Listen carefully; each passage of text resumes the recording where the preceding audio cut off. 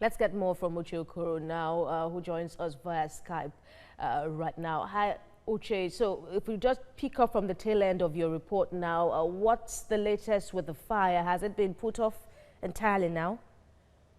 Well, I was at Comcom community hours ago. As at that time, actually a wide expanse of land that was affected by the fire, but I could still see pockets of flames at about 3 points on that wide piece of land that was still, on fire. So that was hours ago. I don't know what a lot could have happened between the time I was there and now. But at the time I was there, I can say that the inferno is yet to be totally put out. So maybe by now something could have been done to put it out, but we were still yet to get feedback on that. The people are actually worried that up until this time, the fire is it still threatens to expand, because there are still parts of the land in around the affected area that wasn't affected by the fire, but the fact that the fire was still burning as at that time, hours after the incident, has given the residents a lot of concern. And were you able to get, or has it been possible to get some expert so to speak now, as to the implications of this fire that still continues to rage in certain areas of this Comcom community? I mean, what does it mean for the locals there?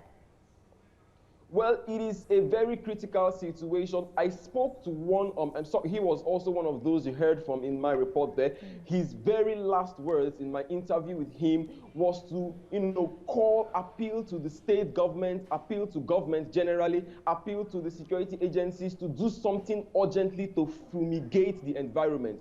Because, of course, we know this is the rainy season, and if it is true that there are some corpses that haven't been recovered, of course, as the days roll by, as the hours go by, these corpses would begin to decompose, and it's the rainy season.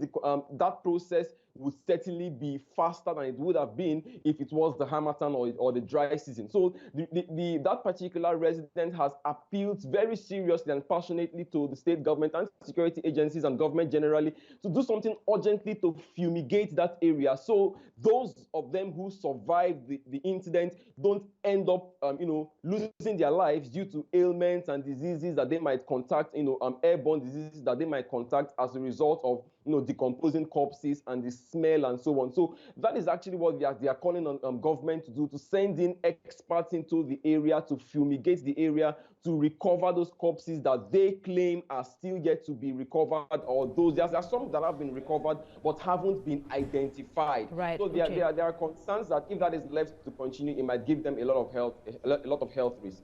Right, Uche Okoro, thanks a lot.